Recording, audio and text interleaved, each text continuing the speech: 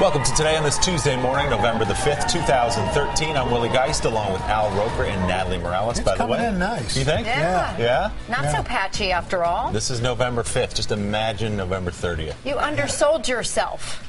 I think let's not celebrate yet, Okay. is what I would say. I'm smelling Grizzly Adams. Willie from Duck Dynasty right here. No, it's going to be like Grizzly Adams over here and then like nothing over here. That's the I worry about the balance. This skydiving video that you guys have been talking about all morning. Unbelievable. If you haven't seen it yet, this is a mid-air collision over the weekend in Wisconsin. Was all caught on the skydivers' helmet cams. Good news as you watch this, everybody's okay somehow, some way. Two planes carrying a group of 9 skydivers crash in mid-air. Unbelievable. Just as they were getting ready to jump.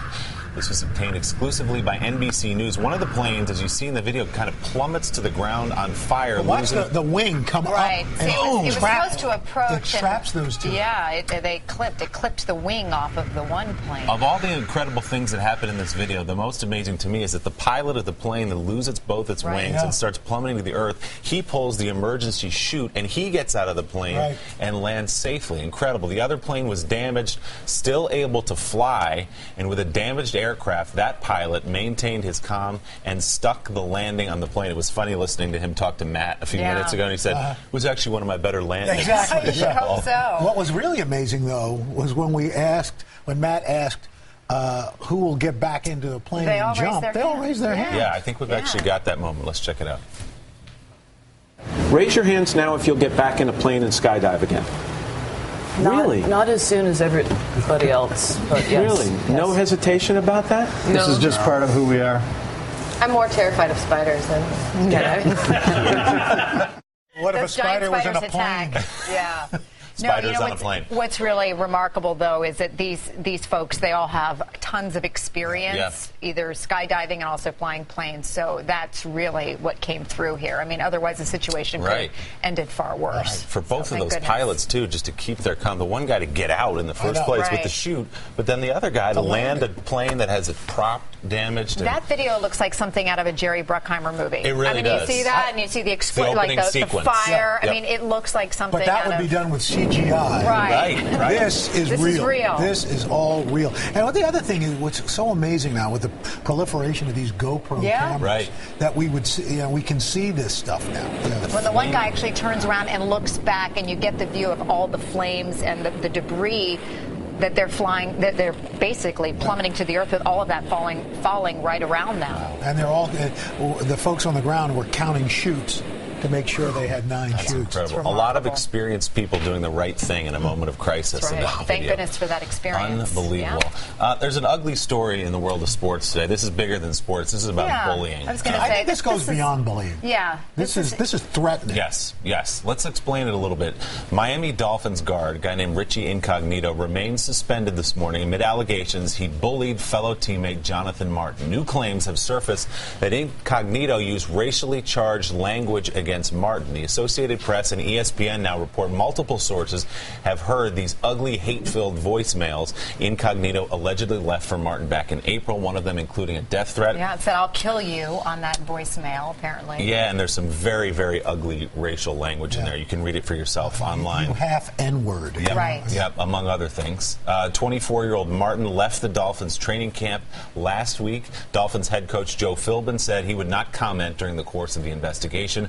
Neither Incognito nor his representatives responded to requests for comment from us here at NBC.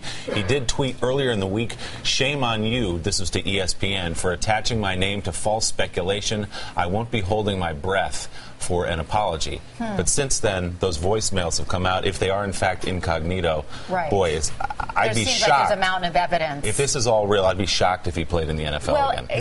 And also seems like in some way or form, I mean, the team as a whole, I think there are a lot of questions that need to be answered if there was more going on, because there had been allegations and reports of hazing to the point of, players forcing the rookies to pay for lavish dinners. A lot of money. A lot, like $30,000 dinners. When these are guys as rookies, they're making about $400,000 a year. And if that's the case, I mean, that's one form of hazing, but then it crosses the line into bullying and, as you said, even more threatening. It's worse. It's worse than that. And it goes to show you that bullying comes in all shapes and sizes. Doesn't matter if you're a 300-pound man playing in the NFL. Sure. Doesn't. I mean, it's and is it a culture? In all forms. Is it a culture that permeates? Yes. The NFL and maybe even professional sports. I'm not NFL trying players, to indict anybody, but are the Miami Dolphins isolated in this kind of activity? That's the right point. Martin last year was a rookie when all this allegedly started. Rookies are hazed as a matter of tradition in the NFL. You can watch it. There's a behind-the-scenes show on HBO called Hard Knocks, and they tape the rookies to the goalposts. They make them carry the bags. These are the pranks, but it appears that it goes beyond that. We did that to you when you first started. And it went on for months. Yeah. I thought, when does this end? The hazing starts now. We shouldn't even joke about it. We tape Willie to my weather map. But still, almost a year in, it's very offensive.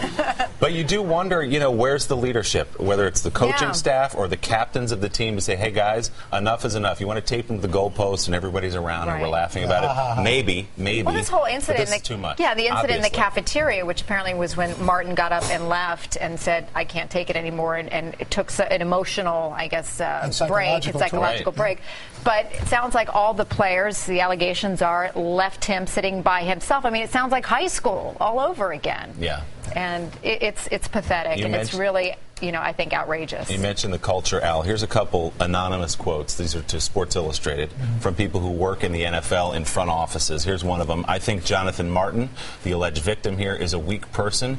Richie Incognito did offend him racially. If he did, that's something you have to handle as a man. Another quote, instead of being a man and confronting him, he acted like a coward and told like a kid. So there's the culture you're talking bullying. about. Okay, that's great. Right. All righty. So, another story making news this morning. Have you seen this thing, the electronic tool? It's a Kickstarter program. It's called. They're trying to raise money for this. They need about $20,000. Talk about distracted driving. How would you like to see that? So that's in the car in front of you. Right. So it's a gadget that allows drivers to communicate with each other, the car behind you, essentially, with a remote-controlled LED display that attaches inside your rear window. So the right panel you're seeing there, that's the rear window. Do you see that said "Hey, sexy"? Oh God, so that's fantastic. The flirtation here. So you can message a driver behind you and say, you're getting too close or whatever. So with now some the driver emoticon behind you has to figure out what that is, and now there's and then he rear ends you. Does the emoticon do the universal sign for? I don't think it flips you off. No. Back in the 70s, I could use that. Back in the 70s, they actually, and we used to give these out as gag gifts, but they were these handheld signs that were like a flipboard that had different sayings on them, and some that you could write your own. To the drivers. But they were analog. But this is before we knew about distracted driving. Right. Anyway, you hold it up and that's all you need. Here's your number, and you're trying to get a date with the person behind you. Come on. Can you imagine hitting on a man or a woman via emoticon in the back window of your car, and then telling that how you've met Christina? Well, we told that story at our rehearsal dinner. It was a wonderful. Kids, we met with an emoticon in the rearview mirror. But back then it was middle school. She's my bicycle. She rear-ended you.